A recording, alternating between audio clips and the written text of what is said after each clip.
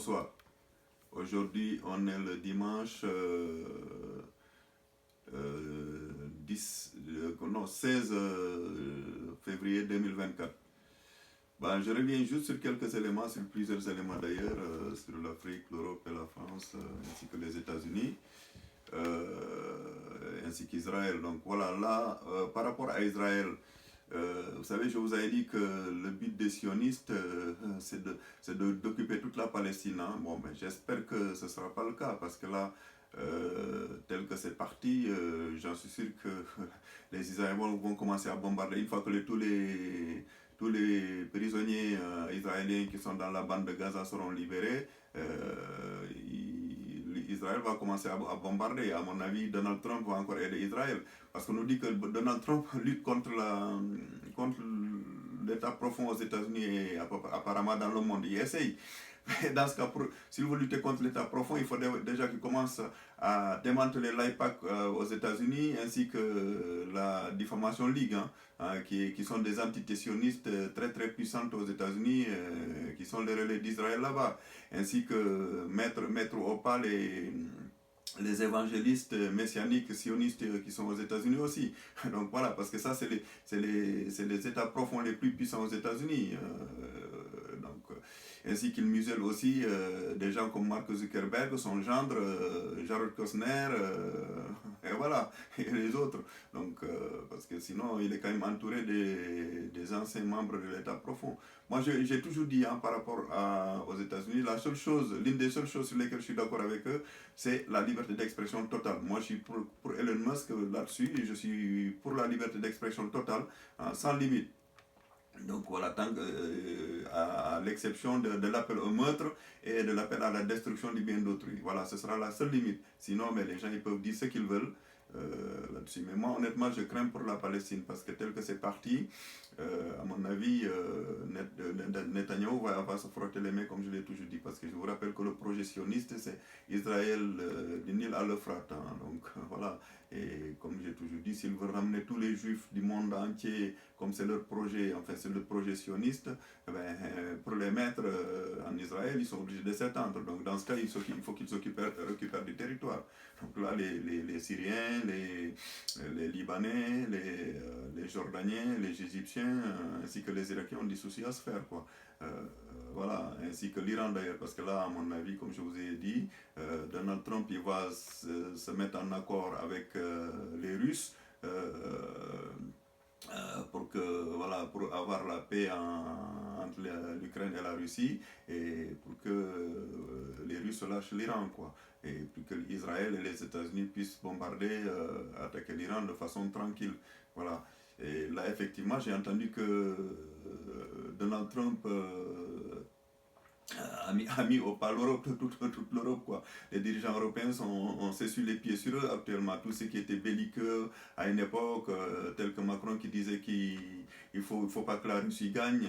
Voilà, et le résultat, il est là. Actuellement, Ursula von der Leyen dit qu'elle veut absolument aller en force, elle veut gagner par la force. Mais elle n'a rien à donner aux Ukrainiens. Alors là, déjà, l'industrie allemande est par terre et l'industrie européenne, française aussi, ainsi que toute l'industrie européenne à cause des sanctions contre la Russie.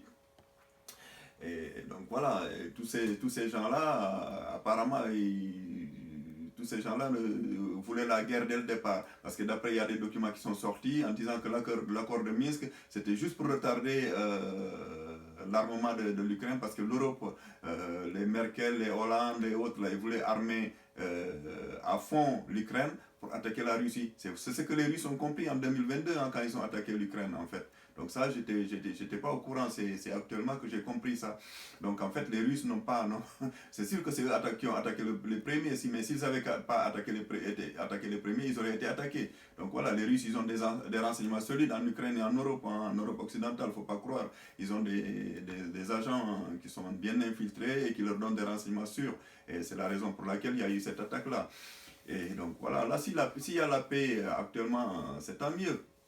Mais je vous rappelle, bon, j'espère que c'est vrai que j'avais critiqué Donald Trump. Moi, j'ai toujours dit que c'est un président inculte. Ça, on ne peut pas dire autre chose. Mais en revanche, ça fait partie des gens quand même bon, comme il sait parler, effectivement, il arrive à parler apparemment sans papier sous les mains, hein. Il parle comme ça, il fait des discours, bon, pas des discours de 2 ou 3 heures, mais il fait des discours sans papier quand même. Alors que nos hommes politiques, eux, ils en sont incapables. Ils en sont incapables. Bon, après, bon, je dis qu'au niveau connaissance, voilà, Donald Trump n'a pas beaucoup de connaissances au niveau international, hein. Bon, s'il a des bons conseils, ça va aller.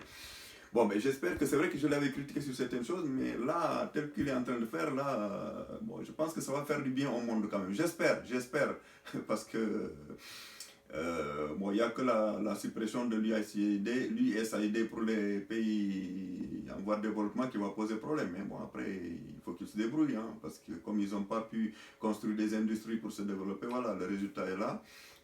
Ils avaient compté sur l'aide internationale, sur les dons internationaux, et il ne faut jamais faire ça. Parce que quand vous comptez sur des aides, parce que le jour où celui qui vous donne les aides décide de les supprimer, ben vous êtes perdu, quoi. C'est ce qui est en train de se passer actuellement.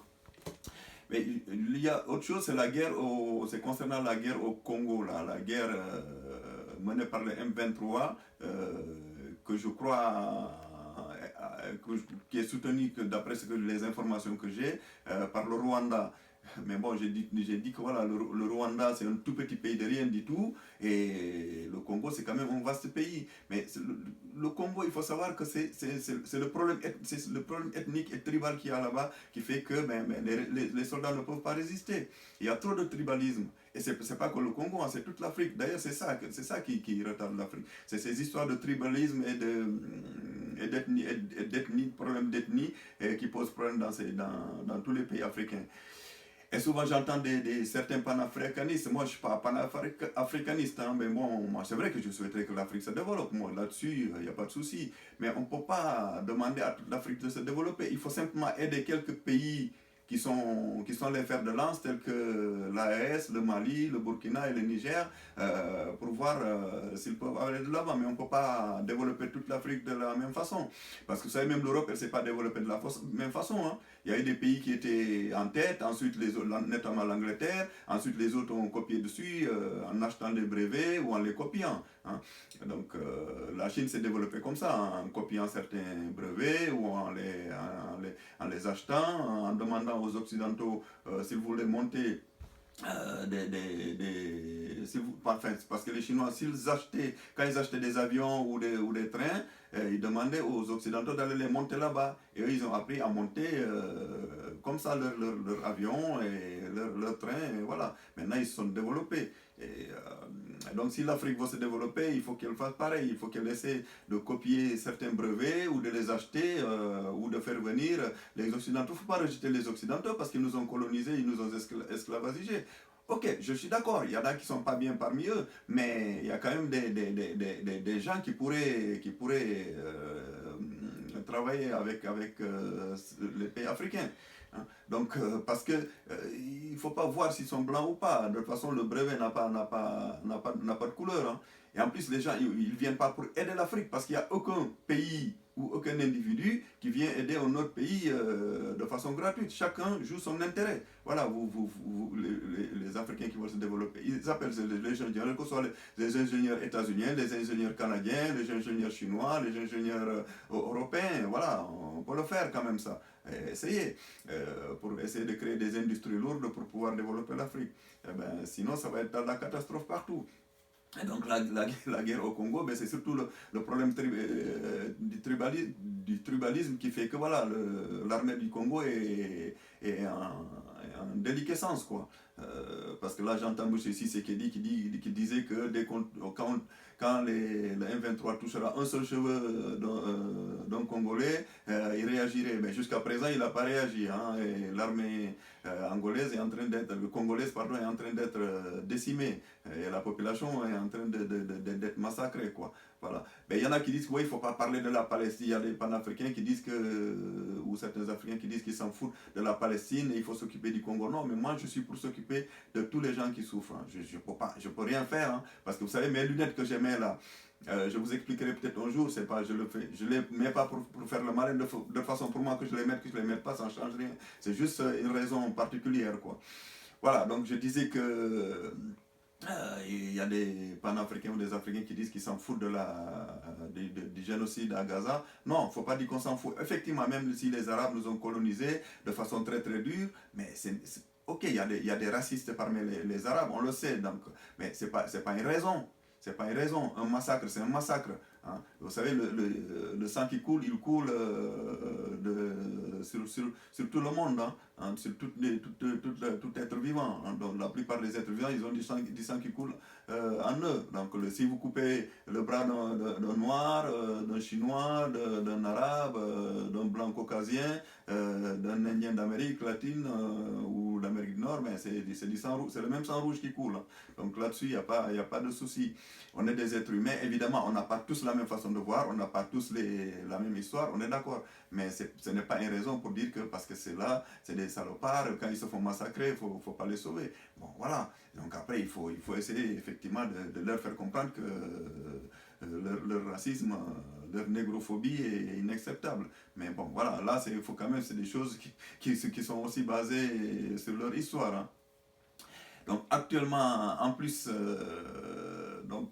voilà, ça il faut quand même que les gens le sachent. Hein. Donc, qu'il faut aider le Congo, je suis d'accord, et aider toute l'Afrique pour que les choses se passent bien, quoi.